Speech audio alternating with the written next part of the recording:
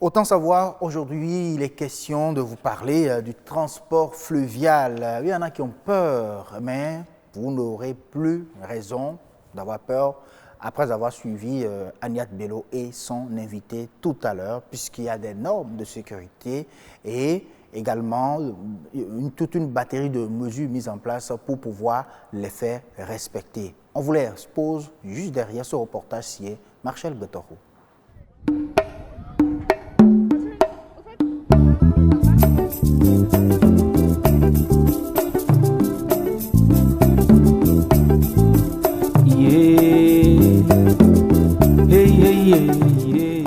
Il y a 3 types de transports fluviaux. Nous avons le transport des autochtones. Il y a le transport des touristes. Et puis, il y a le transport des touristes avec la pirogue à rame, à pagaie, la pirogue sans moteur. En ce qui concerne le transport des locaux, le nombre de passagers n'est pas limité. Il faut le surcharge.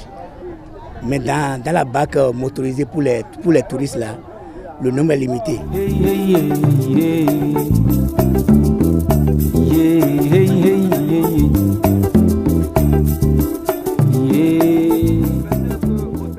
Pour être un conducteur de la barque motorisée, il faut avoir ton permis de conduire hors bord. Et ça se donne au ministère de la Pêche. Ils n'ont pas un responsable en tant que tel.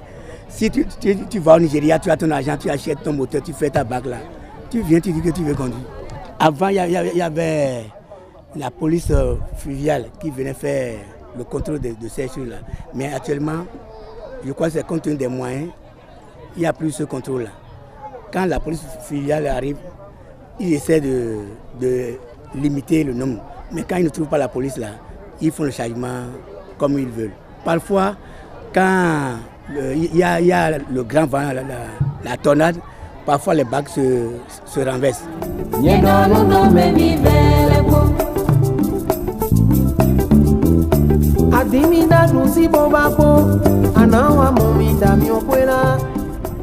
En ce qui concerne le transport local, là, il n'y a pas une réglementation pour ça.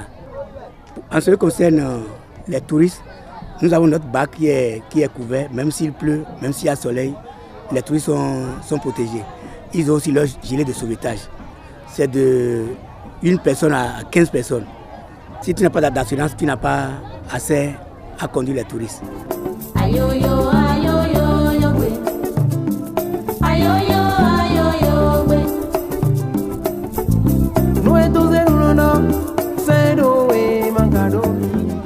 Et sur chaque touriste, il y a le ministère du Tourisme qui perçoit 650 francs par touriste. Par jour? Oui, par jour. C'est des tasses. Ces tasses-là sont réparties en plusieurs tranches. Il y a la mairie de Soava, sur les 650, la mairie de Soava prend 250 francs. L'association de développement de Gambier même prend 250. Les 150 restants là, c'est pour le ministère du Tourisme.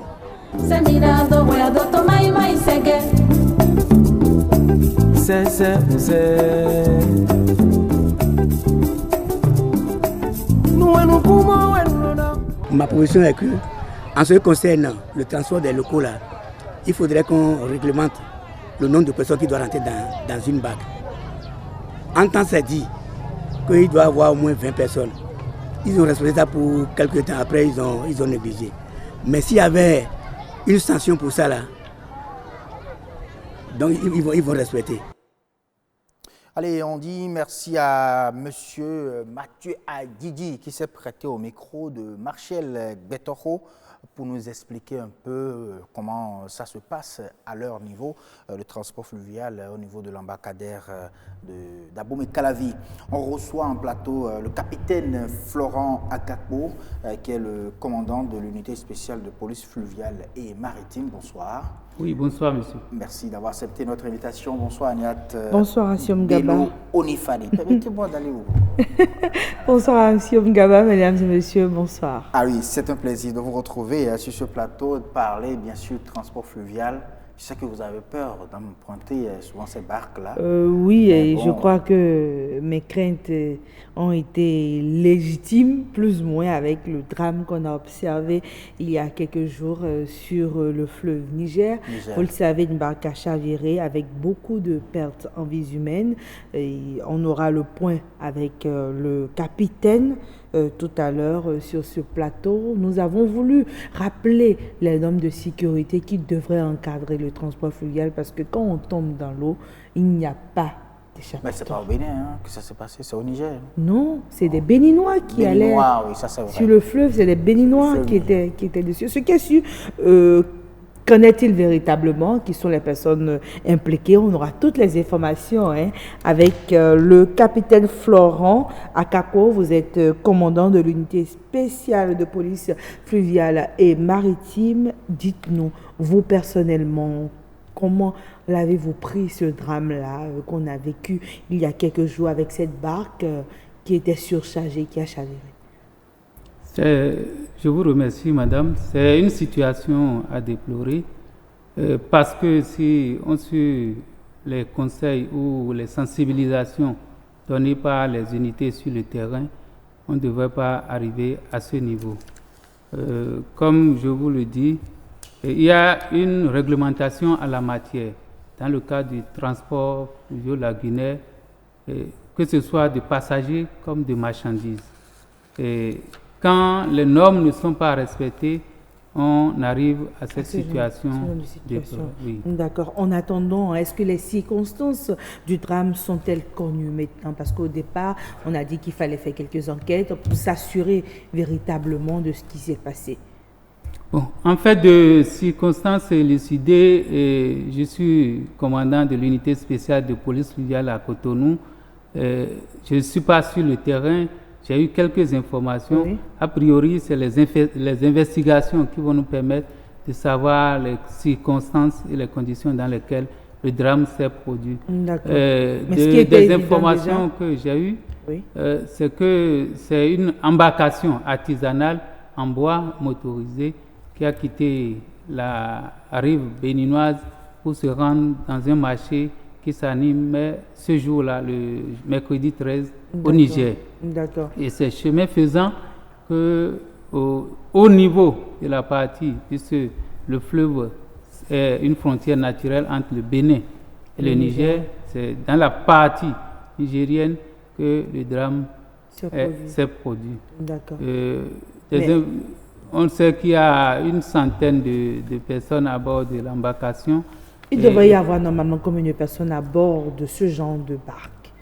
Bon, les normes, c'est en fonction des dimensions de l'embarcation qu'on pourra dire il faut avoir tel nombre de personnes et tel nombre. Et également le niveau du bord supérieur de l'embarcation une fois après le chargement par rapport au niveau de l'eau, ce qu'on appelle souvent le franc-bord. C'est à partir de cela qu'on peut dire quelles sont les normes, parce que, en fonction des places, puisque normalement dans les prescriptions, dans la réglementation du transport fluvial-lagunaire, on ne doit pas avoir des places au niveau des abords de l'embarcation. Les places doivent être des places assises pour le transport des passagers à l'intérieur, pour les banquettes confectionnées à ces fins. D'accord, si vous le permettez, beaucoup ont évoqué un cas de surcharge. Pour beaucoup, si on a eu ça, c'est parce qu'on était en surcharge. Vous dites que vous ne pouvez pas l'affirmer tout de go sur ce plateau, mais est-ce que c'est récurrent sur nos cours d'eau d'observer des cas de surcharge? Bon, a priori, comme je le disais tantôt, c'est les investigations qui vont nous permettre de faire. Parce qu'une navigation, vous avez un nombre de passagers où vous faites un chargement et une tempête vous surprend en cours d'eau, ou bien vent, ou bien c'est le courant, ou bien le moteur, la puissance du moteur qui n'arrive plus à faire, et la peur des passagers. Tout ça là, ça ne facilite pas la conduite. Ça ne facilite pas la conduite. Alors, on a suivi tout à l'heure, capitaine, on a suivi tout à l'heure M. Mathieu Adjidji, de l'embarcadère de la Bomé-Calavi, qui nous disait en réalité que les normes sont connues, mais ne sont pas respectés, ne sont pas Quand il appliqués. parle de 20 Est-ce qu'aujourd'hui, vous nous rassurez qu'il y a toujours des agents de votre unité qui se présentent au niveau, bien sûr, de ces embarcations-là pour contrôler le nombre de passagers? L'unité spéciale de police fluviale et maritime est implantée à Cotonou. On a une antenne à Thiémé. Et voilà un peu, il y a une politique d'installation progressive de l'unité puisqu'on a été installé depuis 2011. Donc, mais par rapport au drame, déjà en octobre, le commissaire de Karimama a fait des séances de sensibilisation avec les promoteurs de bacs et les conducteurs de ces embarcations sur les normes à respecter. Et les normes à respecter, comme je l'ai dit, il y a l'embarcation elle-même. Il faut que au moment de la mise à l'eau de l'embarcation, les conditions soient remplies pour permettre la flottabilité. Est-ce que ça se fait aujourd'hui? Qui vérifie? Bon, il y a une commission, et je pourrais le dire, il y a une commission qui travaille dans ce sens, qui n'est pas encore active, mais il y a un travail qui est fait pour qu'on puisse vérifier au niveau des embarcadères. Mais ce n'est pas systématique à tous les niveaux pour qu'on puisse savoir tel bac. Et pour parler du fleuve Niger, tous les villages qui sont du côté de la rive, on peut faire un chargement à un niveau donné. Et comme également il y a les forces navales à ce niveau, ils peuvent contrôler le premier chargement. Et chemin faisant, les gens vont s'arrêter à des embarcations, et prendre de nouveaux passagers. Donc comme quoi, il y a vraiment un gros travail à faire à ce niveau. Évidemment, il y a un travail à faire à ce niveau.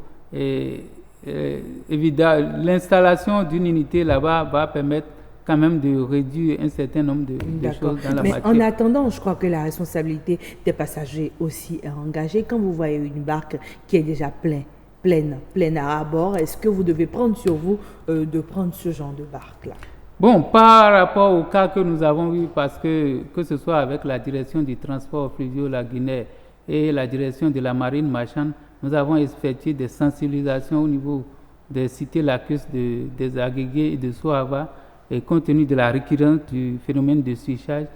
On a remarqué que même contre le gré des conducteurs, les gens sont prêts à embarquer, quitte à rester dans n'importe quelle condition pour arriver, quitter ces villages et venir à Dantokwa. Parce que ce sont souvent les villageois. Ils savent nager et ils se disent qu'ils peuvent s'en sortir. Mais ils oublient qu'il y a d'autres qui ne peuvent vraiment pas nager et qu'il faut aussi sécuriser aussi. Il faut penser à leur sécurité aussi.